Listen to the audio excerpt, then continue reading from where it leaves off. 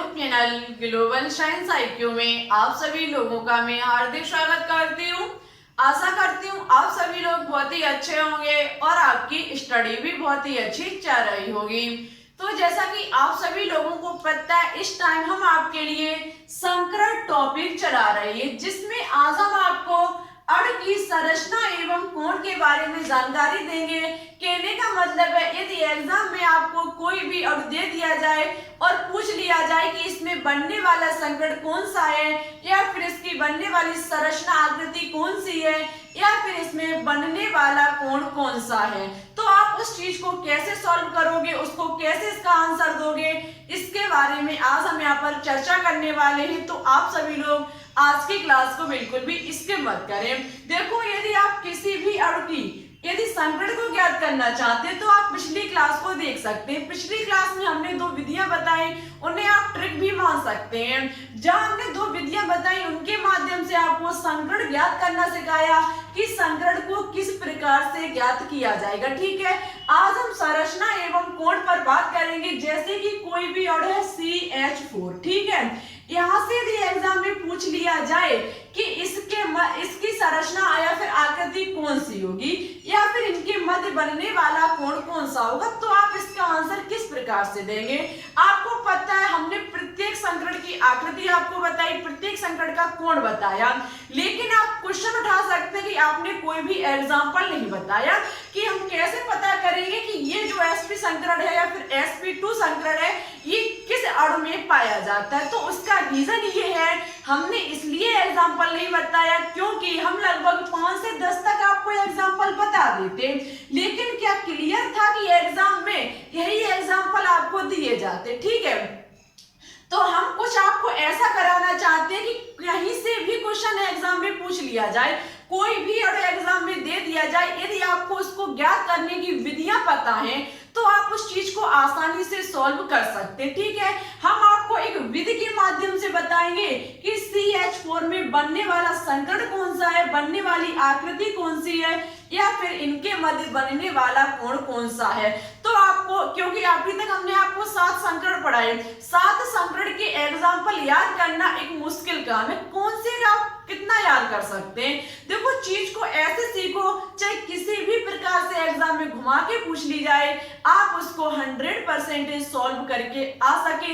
यदि आपको उसके बारे में पता है कि इस चीज को कैसे निकाला गया है, कैसे इस चीज को, यदि हम अभी क्या बता दें आपको, CH4 इस संकरण का उदाहरण है। ठीक है, अब आपको यही नहीं पता है कि ये किस लिए है, और यदि आपको ये पता चल जाए कि ये इसलिए है, तो आप किसी भी प्रकार का एग्जाम में दे दिया जाए, आप उसे तुरंत चुटकियों में सॉल्व कर लोगे। ठीक है, तो आज हम वही चीज लेकर के आए हैं। प्रत्येक संकरण से बताएंगे हम कि कौन सा और कौन सी संरचना एवं कोण बनाता है। ठीक है, तो आज आपके लिए बहुत इजी काम होने वाला है संकरण से संबंधित। और उससे पहले, यदि आपने फर्स्ट और सेकंड क्लास संकरण की नहीं ली है तो उसको सबसे पहले अटेंड करें। ठीक है, जब तक आप उस क्लास को अटेंड नहीं करेंगे तब तक आपको आज की क्लास बिल्कुल भी समझ में नहीं आएगी।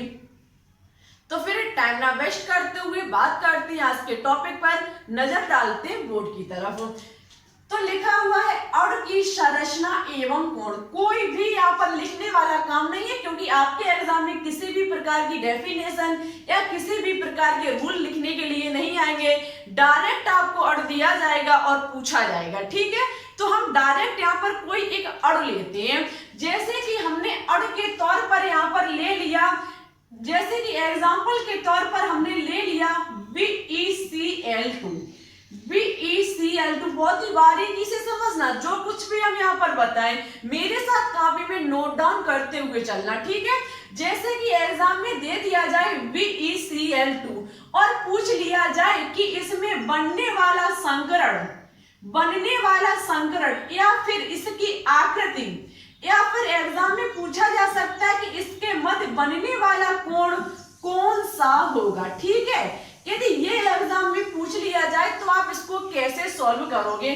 संकरण की बात की जाए तो आपको इसका संकरण पता होगा, और पता तभी होगा जब आपने पिछली वाली क्लास को अटेंड किया होगा। ठीक है, हम इसकी फिर से निकालते हैं क्या, संकरण।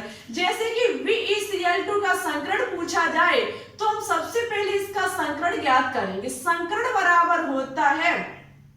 देखो यदि एग्जाम में आपको केंद्रीय परमाणु का पूछा जाए तो हम जो ट्रिक बता रहे हैं उसके माध्यम से सॉल्व करोगे। यदि आपको Cl2 का पूछ लिया जाए तो आप उसकी दूसरी ट्रिक लगाओगे। और हमेशा याद रखना, यदि एग्जाम में आकृति एवं कोण पूछा जाए तो आप जो हम अभी ट्रिक लगा रहे हैं उसी को सॉल्व करेंगे, ठीक है। जैसे कि एग्जाम में पूछा जाए VeCl2 के मध्य कौन सा कोण बनेगा, तो सबसे पहले आप क्या करें, इनके मध्य संकर्ण ज्ञात करें। संकर्ण ज्ञात होगा Ve का। अब क्वेश्चन उठता है कि Ve का ही क्यों होगा, Cl2 का क्यों नहीं होगा, तो याद रखना Ve का इसलिए होगा, Ve यहाँ पर केंद्रीय धातु परमाणु है। और केंद्रीय धातु परमाणु यही क्यों है, क्वेश्चन ये भी पूछा जा सकता है। तो याद रखना Ve इसलिए है। सबसे सरल ट्रिक इसकी है कि कोई भी और यदि एग्जाम में दिया गया है जिसके परमाणु की संख्या कम है वो केंद्रीय परमाणु होगा, और जिसकी अधिक है वो हमारा केंद्रीय परमाणु नहीं होगा। Cl के यहाँ पर 2 परमाणु है, Ve का 1 है, तो इसलिए कौन सा माना जाएगा, Ve केंद्रीय परमाणु माना जाएगा, ठीक है। और यदि यहाँ पर संख्या बराबर होती तो हम विद्युत ऋणात्मकता के अनुसार केंद्रीय धातु परमाणु का चुनाव करते। विद्युत ऋणात्मकता जिसकी कम होती वही हमारा क्या माना जाता है, केंद्रीय धातु परमाणु। अब विद्युत ऋणात्मकता हम कैसे पता करेंगे किसकी कम है किसकी ज्यादा है, तो याद रखना जो आपकी आधुनिक आवर्त सारणी है उसमें बाएं से दाएं की तरफ जाने पर विद्युत ऋणात्मकता का मान बढ़ता चला जाता है, और समूह में ऊपर से नीचे जाने पर विद्युत ऋणात्मकता का मान जो होता है वो घटता हुआ चला जाता है, ठीक है। तो हमारा केंद्रीय धातु परमाणु यहाँ पर क्या होगा, Ve। सबसे पहले यहाँ पर क्या होगा, केंद्रीय धातु परमाणु के संयोजी कोष में उपस्थित इलेक्ट्रॉनों को रखना पड़ेगा। तो याद रखना Ve का आप इलेक्ट्रॉनिक विन्यास कर लेना, Ve के संयोजी कोष में इलेक्ट्रॉनों की संख्या आएगी 2, ठीक है। उसके बाद कहता है कि number of hydrogen, fluorine, chlorine, bromine और आयोडीन, यदि इनमें से कोई भी इसके साथ परमाणु जुड़ा हुआ है तो उसकी हम संख्या को लिखेंगे। यदि ये कोई उपस्थित नहीं है तो हम उसको शून्य मान लेंगे। आप देख सकते हैं यहाँ पर हाइड्रोजन, फ्लोरीन, क्लोरीन यहाँ पर लिखा हुआ है और यहाँ पर भी है, तो क्लोरीन यहाँ पर कितना लिख देंगे हम 2। देखो ये चीज बारीकी से सीखना चाहते हैं तो पिछली क्लास को अटेंड करना पड़ेगा, ठीक है। उसके बाद माइनस चार्ज, माइनस लगाएंगे और चार्ज को लिखेंगे। यहाँ पर कोई भी चार्ज नहीं है, 0 लिख देंगे, बटे में 2 लिख देंगे। हमारा हो जाएगा 4/2, 2 से 4 भाग करेंगे हमारा 2 बचेगा। अब 2 जिसमें 2 कक्षक, जिसमें 2 कक्षक का मतलब क्या होगा, जहां पर संकृत कक्षकों की संख्या 2 है बनने वाला संकरण sp संकरण होता है। यदि इस चीज को सीखना चाहते हैं तो फर्स्ट क्लास अटेंड कीजिए। यदि संकृत कक्षकों की संख्या 2 है तो बनने वाला संकरण जो होगा वो हमारा sp संकरण होगा। अब मैंने संकरण को ज्ञात कर लिया। एग्जाम में पूछ लिया जाए VeCl2 की आकृति कौन सी होगी, सबसे पहले आप संकरण को ज्ञात करो। संकरण पता चल गया sp, और आपको पता है sp संकरण की जो आकृति होती है वो कैसी होती है, रेखिक होती है। कहने का मतलब है sp संकरण में बनने वाले संकरण कौन से होंगे, 2 संकृत कक्षक। कितने कक्षक होंगे, 2 संकृत कक्षक। एक हमारा ये sp रहा और दूसरा हमारा ये sp रहा। आपको पता है कि जितने भी संकृत कक्षक होते हैं वो एक दूसरे के विपरीत रहते हैं, ठीक है। इसके मध्य हम रखेंगे केंद्रीय धातु परमाणु हमारा Be है, और इसके चारों तरफ जो कौन से परमाणु होगा, क्लोरीन। 2 क्लोरीन है, दोनों तरफ जुड़ गया, ठीक है। इसकी आकृति कौन सी होगी, रेखिक। आकृति कौन सी होगी, रेखिक। देखो याद रखना, सबसे पहले आप संकरण को ज्ञात कर लोगे। संकरण हमारा निकल के आया sp संकरण। sp संकरण की जो आकृति होती है वो रेखिक होती है, हम आपको पहले भी बता चुके हैं। कहने का मतलब है 2 संकृत कक्षक, एक संकृत sp हमारा ये रहा, दूसरा हमारा ये रहा, दोनों एक दूसरे के विपरीत होंगे। केंद्र में रखा जाएगा Ve, आसपास Cl, रेखिक। अब बात की जाए इनके मध्य बनने वाला कोण, तो इनके मध्य बनने वाला कोण 180 डिग्री का होगा। कौन सा होगा, 180 डिग्री का होगा। आई होप आपको समझ में आ चुका होगा। मन में किसी भी प्रकार का डाउट हो, शंका हो, कमेंट कर देना, हम आपको नेक्स्ट क्लास में समझाने की पूरी अभी कोई बात नहीं, अभी हम बहुत सारे एग्जाम्पलों को लेंगे। देखना हम एग्जाम्पल आगे लेते हैं। जैसे कि आपको आगे एग्जाम्पल दे दिया जाए, एग्जाम्पल के तौर पर हम ले सकते हैं BF3 दे दिया जाए और पूछ लिया जाए कि संकर्ण आकृति और कोण बताइए। देखो एग्जाम में ऐसे कई पूछे जाते हैं। एग्जाम में कोई अर्थ दे दिया जाएगा, पूछा जाएगा इनके मध्य बनने वाला कोण कौन सा है, बनने वाली आकृति या फिर संकर्ण कौन सा है। सबसे पहले एक सबसे अच्छी बात तो है कि इन किसी को ज्ञात करने के लिए सबसे पहले आपको संकर्ण ज्ञात करना पड़ेगा। हम BF3 का संकर्ण, अब हाँ अभी हमने कौन सा ज्ञात किया था, अभी मैंने ज्ञात किया था BeCl2। अब आपको पता चल गया होगा ये किसका एग्जाम्पल है, ये एग्जाम्पल है sp संकरण का। अब हम आपको रटा देते ये कि sp संकरण का जो उदाहरण है वो BeCl2 है, आप भी रट लेते। क्या ये क्लियर था कि एग्जाम में यही एग्जाम्पल आपको दे दिया जाता।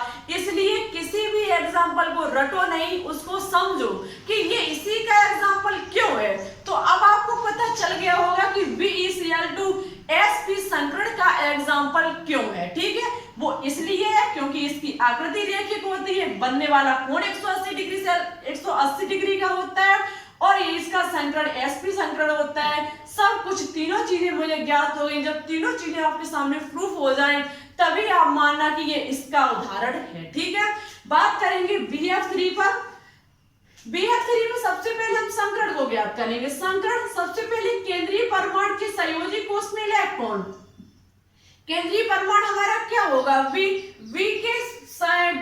के जो संयोजी कोष में इलेक्ट्रॉन होते हैं वो 3 होते हैं। ठीक है, प्लस उसके बाद number of hydrogen, fluorine, chlorine, bromine और आयोडीन। आप समझ सकते हैं इसमें फ्लोरीन आया हुआ है, वो भी कितने इसके नंबर है 3। उसके बाद माइनस चार्ज लगाएंगे, चार्ज इस पर कोई नहीं है, 0 मान लेंगे, बटे 2 आपका हो जाएगा 6/2, 6/2 उसके बाद ये कितना बचेगा 3।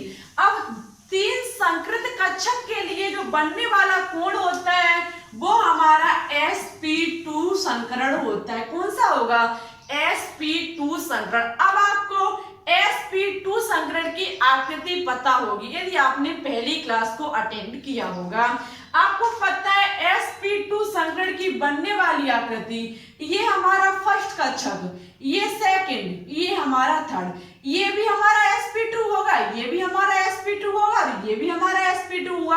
अब आपको क्यों होगा, तो आपको पता है कि जब हम समान प्रकार, लगभग समान प्रकार के ऊर्जा वाले कक्षकों को आपस में मिश्रित करते हैं या फिर मिलाते हैं तो बनने वाले जो कक्षक होते हैं उनकी संख्या हुई, आकृति हुई, ऊर्जा हुई, ये सभी कैसे रहते हैं, समान रहते हैं। ठीक है, जितने कक्षक हम लेंगे बनने वाले जो कक्षकों की संख्या होगी वो उतनी ही होगी और जो हम लेंगे और वही निकल के आएगा।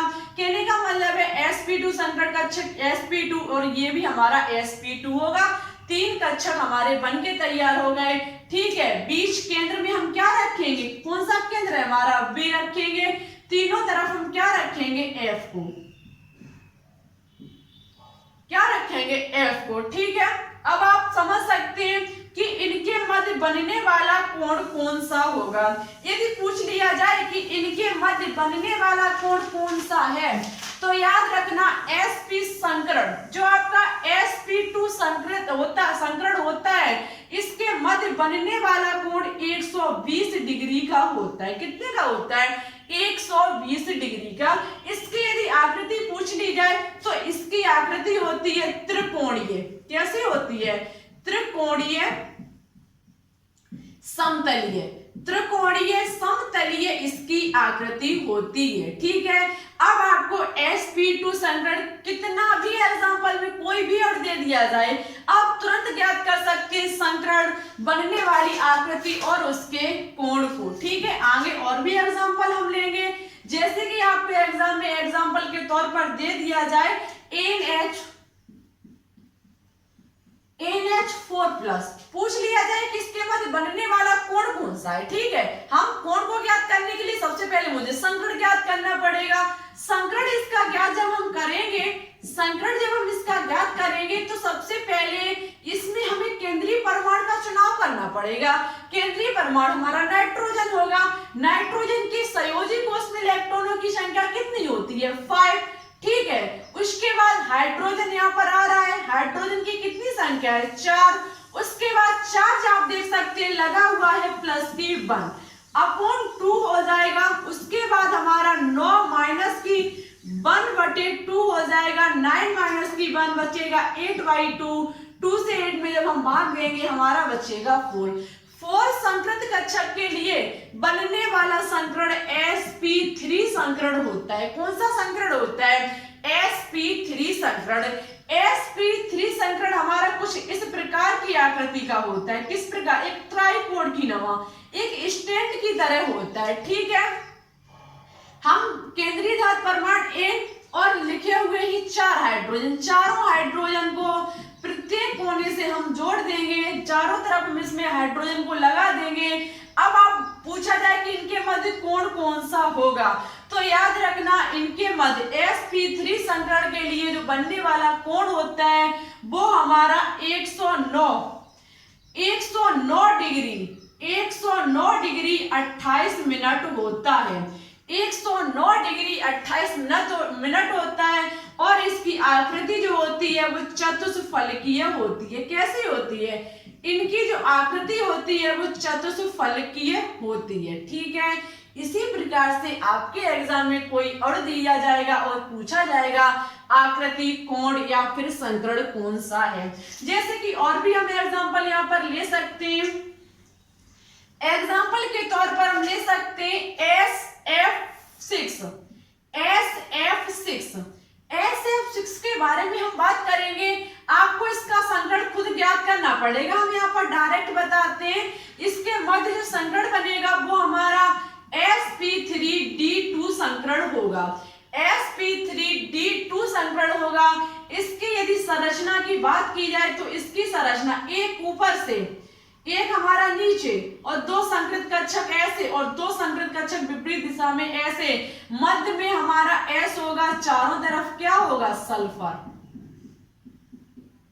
क्या होगा? सॉरी, सल्फर नहीं, फ्लोरीन। क्या होगा? फ्लोरीन।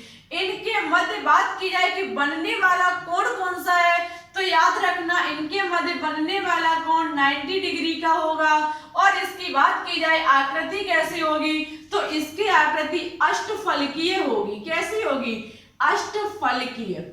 इसके मध्य बनने वाली आकृति अष्टफलकीय होगी। और इसे हम एक नाम और दे सकते हैं, इसका दूसरा नाम हो सकता है त्रिकोणीय। इसका दूसरा नाम हो सकता है त्रिकोणीय द्विपिरामिडी। कौन सी हो सकती है? त्रिकोणीय द्विपिरामिडी।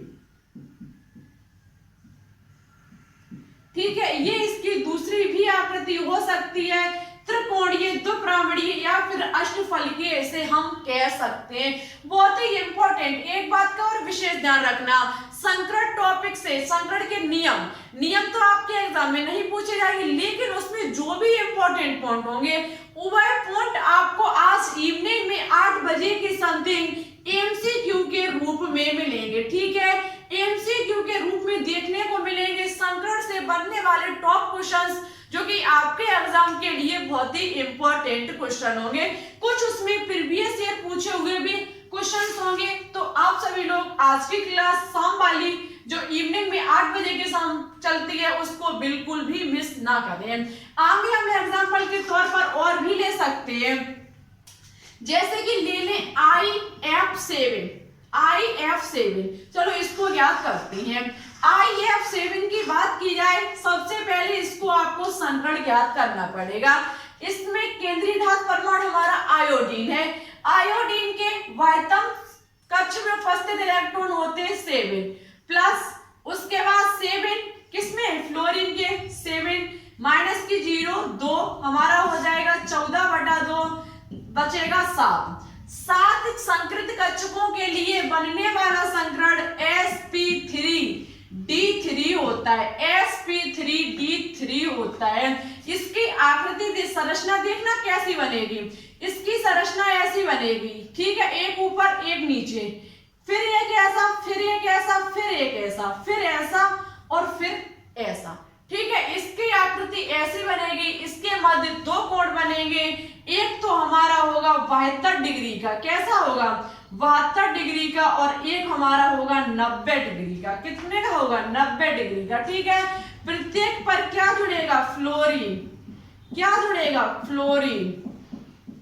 यदि इसकी आकृति की बात की जाए तो इसकी आकृति होती है पंचभुजी, आप देख सकते हैं पंचभुजी जैसी इसकी आकृति लग रही है, इसकी आकृति होगी पंचभुजीय। कैसी होगी, पंचभुजीय। इसे हम दूसरा नाम पिरामिड के हिसाब से पंचभुजीय द्विपिरामिड होगी, क्या होगी, पंचभुजीय द्विपिरामिड, ठीक है। इसकी ये आकृति होगी, बहुत ही इंपॉर्टेंट है, मध्य बनने वाला कोण 90 डिग्री प्लस 72 डिग्री का होता है। इसी प्रकार से आपके एग्जाम में क्वेश्चंस पूछे जाते हैं, कोई भी अर्थ दे दिया जाता है, संकर्ण कोण आकृति पूछी जाती है। आई होप अब आपको समझ में आ चुका होगा कि किसी भी एलिमेंट की संकर्ण, किसी भी अर्थ की संकर्ण आकृति कोण को हम कैसे ज्ञात करेंगे। मन में किसी भी प्रकार का डाउट हो, किसी भी प्रकार की शंका हो, आप कमेंट करके कमेंट बॉक्स में बता देना, हम आपको नेक्स्ट क्लास में समझाने की पूरी कोशिश करेंगे। और यदि आपको यहाँ से कोई भी पॉइंट शेष बचा होगा, हम आपको इवनिंग में 8 बजे के समथिंग उसको सॉल्व कराने की कोशिश करेंगे, ठीक है। नेक्स्ट क्लास में आपको एक थ्योरी पढ़ाई जाएगी जिसका नाम है VSEPR थ्योरी। VSEPR थ्योरी बताएंगे, जिसमें आप पता क्या सीखोगे, जैसे कि आपको दे दिया जाए NH3, ठीक है, NH3 के में पूछा जाए संकर्ण कोण और आकृति, तो आप इसको देखना कैसे निकालोगे। जैसे कि नाइट्रोजन के बाध्यंकाश में 5 इलेक्ट्रॉन प्लस हाइड्रोजन के 3 माइनस के 0, याद रखना यहाँ पर नंबर ऑफ इलेक्ट्रॉन उसी का लिखा जाएगा। यदि हाइड्रोजन है, फ्लोरीन है, क्लोरीन है, ब्रोमीन और आयोडीन है, यदि इनमें से कोई एलिमेंट नहीं आ रहा इसके साथ, तो वहां पर हम शून्य लिखेंगे, ठीक है, बटे 2, 8/2 हो जाएगा, 2 से ये काटेंगे तो 4 बचेगा, ठीक है। अब 4 के लिए कौन सा संकरण होगा, sp3 संकरण, sp3 संकरण।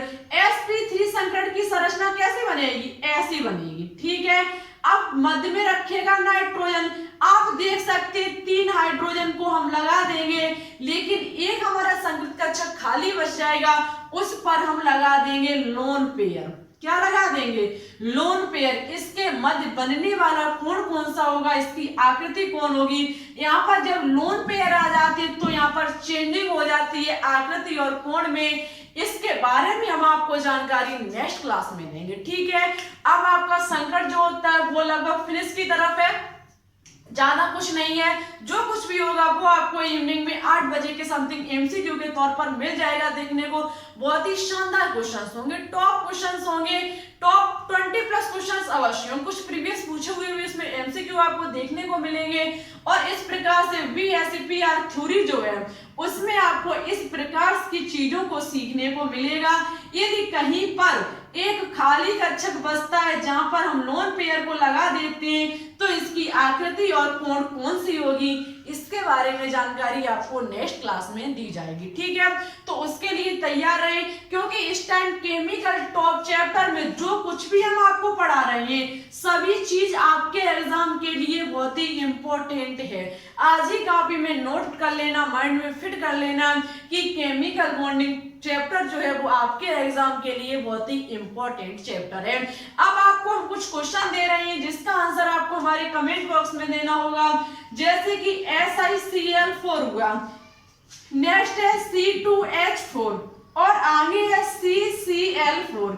इन तीनों के मध्य बनने वाला संकरण प्लस आकृति और प्लस इसका कोण कौन सा होगा,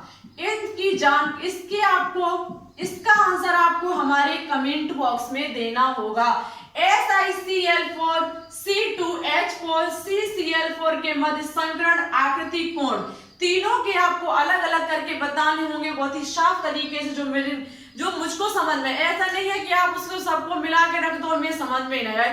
एक नंबर 1, नंबर 2 और नंबर 3 डाल के इसका आंसर देना। जो स्टूडेंट इन तीनों क्वेश्चन के आंसर सही और अच्छे से देंगे, नेक्स्ट क्लास में उनका नाम हम जरूर ही लेकर के आएंगे। सबसे पहले हमने पिछली क्लास में कुछ क्वेश्चन 2 क्वेश्चन होमवर्क में दिए थे, जिसमें हमने आपको CH4 और BF3 के मध्य बनने वाली संकरण को पूछा था। इसका आंसर 3 स्टूडेंट ने बिल्कुल सही और अच्छे से दिया। नाम है सीता जाट, हिमांशी और अनुराधा मौर्य। इन 3 स्टूडेंट ने बिल्कुल सही और अच्छे से दिया। Thank you. आप ऐसे ही लगातार कोशिश करते रहिए, आपका 2021 में सिलेक्शन जरूर होगा। और थोड़ा इस ग्लोबल साइंस IQ चैनल को सपोर्ट कीजिए। देखो, यदि सपोर्ट करोगे, प्यार दिखाओगे, तो हम भी आपके लिए अच्छे से अच्छा कंटेंट लाने की कोशिश करेंगे और अच्छा से अच्छा अभी हम लाते भी हैं। ठीक है, जो हमारी यही इच्छा रहती है कि हम आपको इतना कुछ पढ़ा दें जो आपको एग्जाम में बिल्कुल भी प्रॉब्लम ना हो। ठीक है, तो वीडियो कैसी लगी कमेंट बॉक्स में कमेंट करके जरूर बताएं। आपको अड़ एवं संरचना एवं कोण के बारे में समझ में आया या नहीं आया, मन में किसी भी प्रकार का डाउट हो कमेंट कर देना। हम आपको नेक्स्ट क्लास में समझाने की पूरी कोशिश करेंगे। तो आज के लिए बस इतना ही। अच्छी लगे वीडियो तो लाइक एंड दोस्तों के साथ शेयर करना बिल्कुल भी ना भूलें। हमारे चैनल पर न्यू हो तो प्लीज इसे सब्सक्राइब करके ऑल पर क्लिक कर लें। इससे होगा क्या, हम जब भी कोई वीडियो अपलोड करेंगे तुरंत आपके पास हमारी वीडियो का नोटिफिकेशन पहुंच जाएगा और आपको वीडियो का इंतजार नहीं करना पड़ेगा। तो फिर ठीक है, चलते। Thanks for watching this video. जय हिंद, जय भारत।